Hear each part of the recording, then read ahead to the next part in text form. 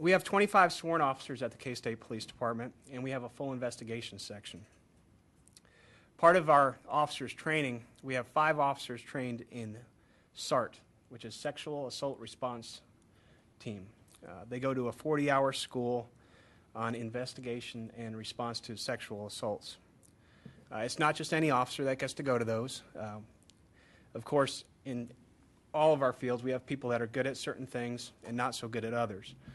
So we pick certain people and certain officers that get to go to Sexual Assault Response Team training. Mary wanted me to talk to you about the steps when someone reports a sexual assault. The first usually is either the first responder is usually a street officer. What happens is they'll get a call to either the hospital, to areas such as the football stadium we've responded to. We've responded to offices on campus for sexual assaults, and we've responded mostly to the hospital. In a lot of times, what a friend will confide in a friend that they've been a victim of sexual assault, and they will take them to the hospital, and we will get called. Our first responder officer is hopefully a sexual assault response team member. There are members on each shift, and they will go and they will understand the importance of the initial contact with the victim. Our detective division, which we have 2 full-time detectives, both of which are trained in sexual assault response team, will get called and do the follow-up investigation.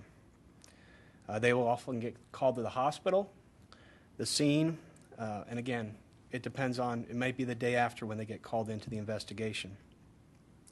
After the initial gathering information, often our detectives will go to the reported scene. We'll have to see that scene on campus. That might be done by an officer at first because there's critical evidence at that scene. It may be at the room or might be an outside area. We've had a sexual assault response at the football stadium, and the victim said it happened somewhere around here.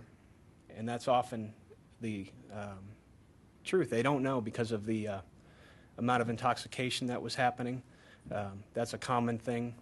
I was talking with Mary in our coalition and how much alcohol is involved in I would say 90% of the rapes and sexual assaults that go on. After the initial, we'll go to the scene and we'll secure that scene. The victim is often a brief interview with the victim at the hospital. It's difficult often to interview a victim that's been severely intoxicated. Sometimes we get bad information. We need to get basic information from those victims. Who, what, where, and that's about it, because we want to follow up later when that person's in a good state. But we do need to get some basic information.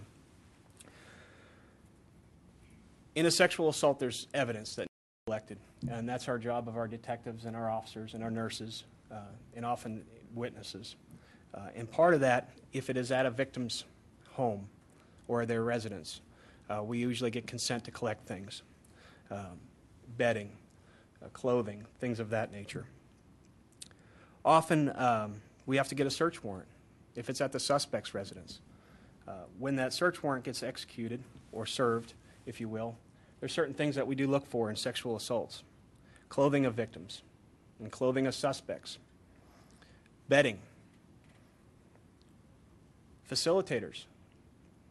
Does anybody care to guess what the biggest date rape drug, if you want to call it date rape, it's not date rape, but it's a common term, used for rape?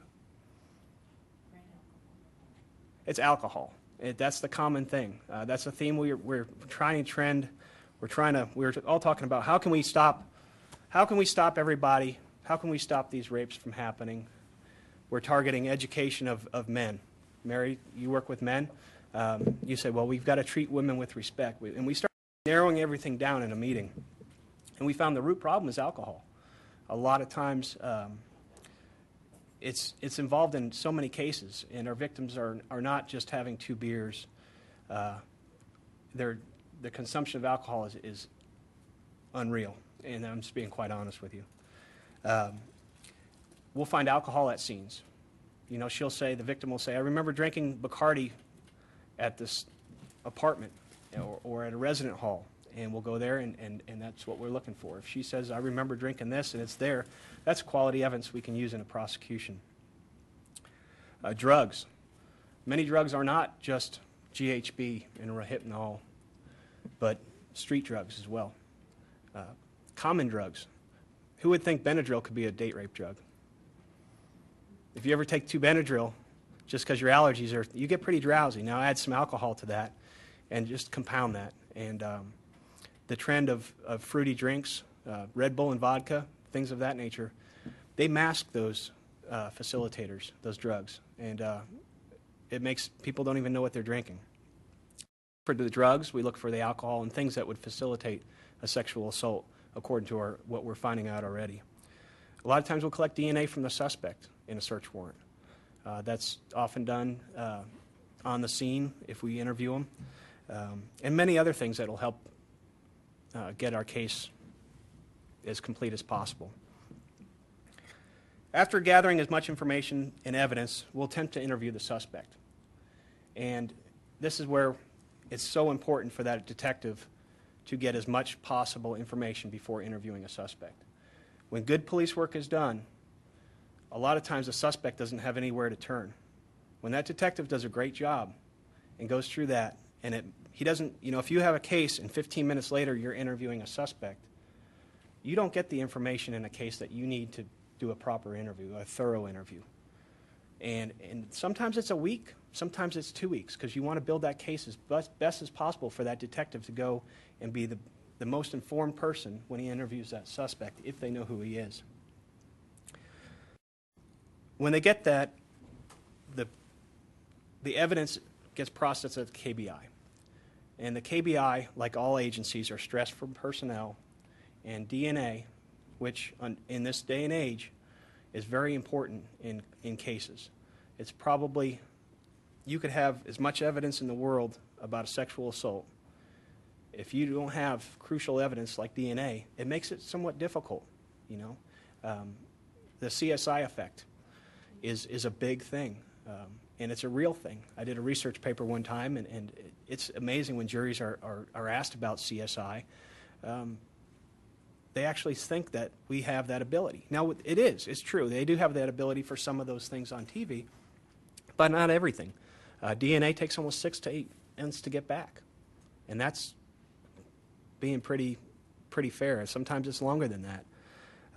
Things that we'll send the sexual assault examination in, and those will get processed, and we'll get results of those back. But the crucial parts of his and her DNA on how they were involved in the case, that usually takes some time.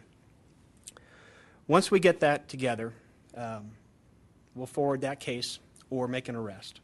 A lot of times it's forwarded to the county attorney in Barry's office, and we'll look at all the elements of the crime, we'll look at our evidence, and then they'll make a decision whether it's a if we can charge this person with the case. A lot of times, and sometimes, we'll make an on-view arrest. If you have a case, and I want to say any case is simple, but a sexual battery arrest, for example, and sexual battery is essentially touching somebody for sexual gratification of the offender or the victim without consent. And that person says, yeah, did this and did that. We make an on-view arrest. If there's a rock-solid case of a rape, in some cases we make an on-view arrest, which means on the spot. But sometimes that's rare, just to quite be honest with you. We have to make sure that our case is thorough, because the last thing I want to do is send an incomplete case and have that tossed out by a judge because we just wanted to make an arrest real quick. And I'd rather have an arrest 2 weeks down the road or 2 months down the road, or in some cases a year down the road when evidence gets back from the KBI, than have any case thrown out because I didn't, or my officers didn't do a thorough job and just take their time.